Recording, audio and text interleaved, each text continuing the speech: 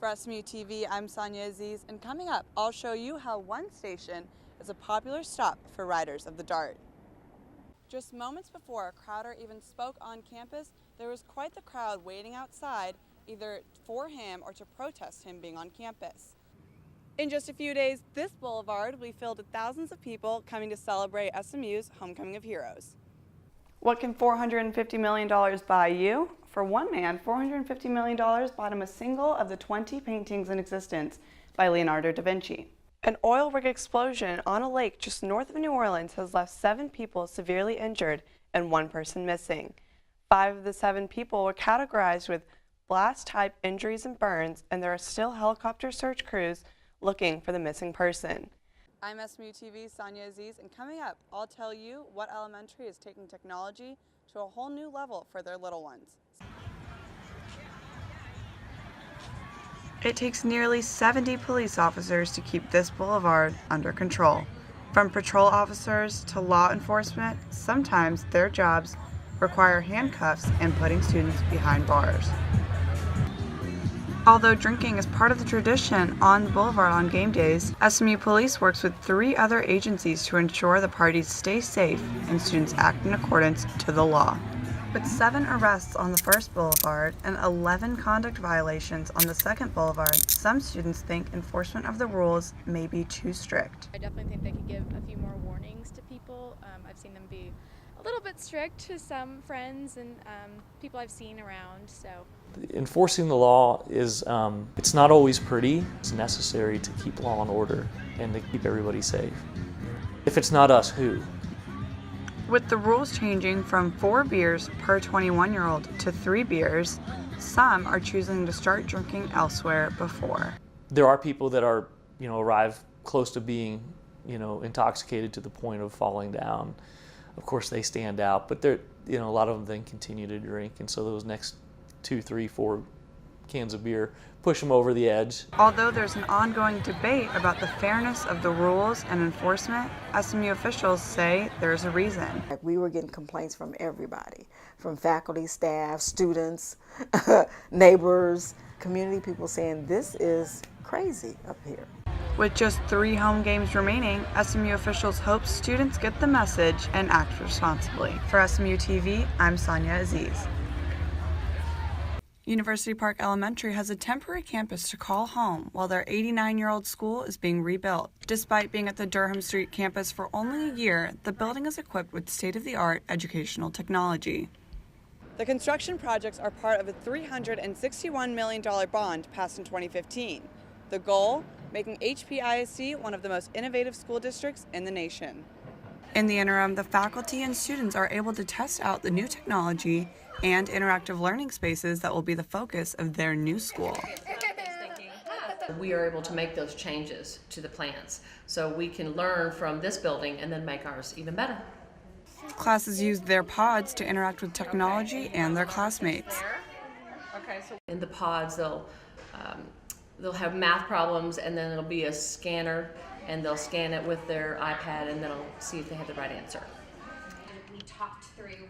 The pods have 6 classrooms and a large flex space that teachers use every day. We're able to collaborate as a team, and our students are able to collaborate. In the previous school, we didn't have such an open space where kids could work together. I'm most excited for all the space in our classrooms. I'm most excited for the science lab. Although technology is key for this style of learning, hands-on experience is just as important. much better. And some things never change. Despite the technology in the classroom, students still spend part of their day in the library with books. They get the best of both worlds. Technology! For SMU TV, I'm Sonia Aziz. More troubles for Southwest as the airline deals with another issue on one of its planes. That tops today's Mustang Minute.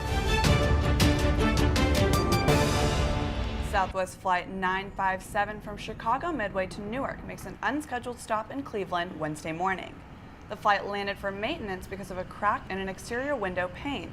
Unlike the emergency landing 2 weeks ago, there was no depressurization in the cabin and oxygen masks were not deployed, and the pilot did not declare an emergency. 7 states are suing the federal government to repeal the Deferred Action for Childhood Arrivals program.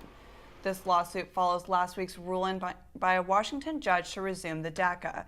Texas Attorney General Ken Paxton leads the coalition, which includes Louisiana, Alabama, Arkansas, Nebraska, South Carolina, and West Virginia. Paxton claims that the program is unlawful, but Juan Carlos Cerda, a DACA recipient, is fighting for a dream for the act to be put in place.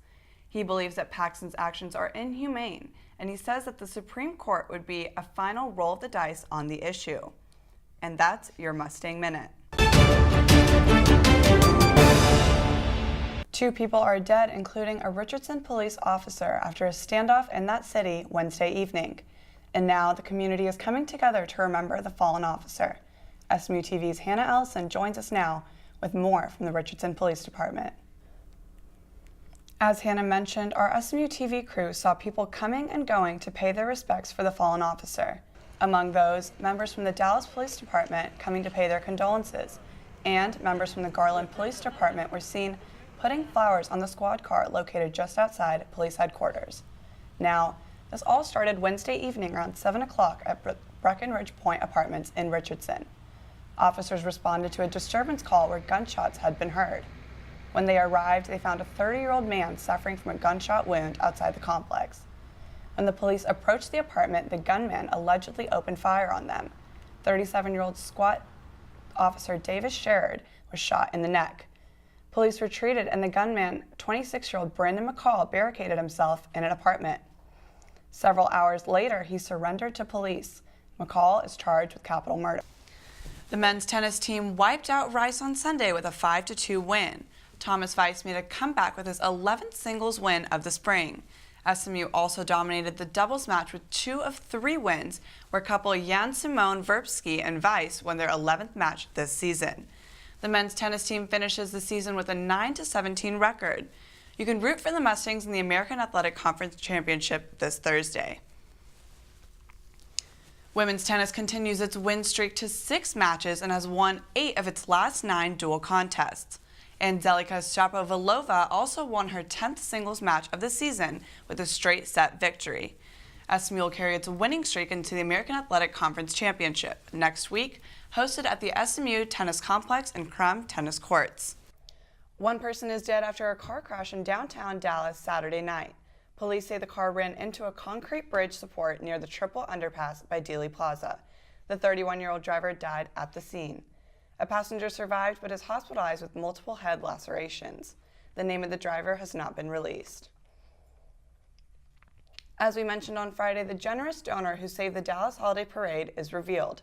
Toyota, now based in Dallas, took the reins after Children's Health backed out as a major sponsor. The parade committee was in charge of $350,000 to continue the show. With the help of Toyota, the parade is scheduled to start at 10 a.m. on Saturday, December 2nd in downtown.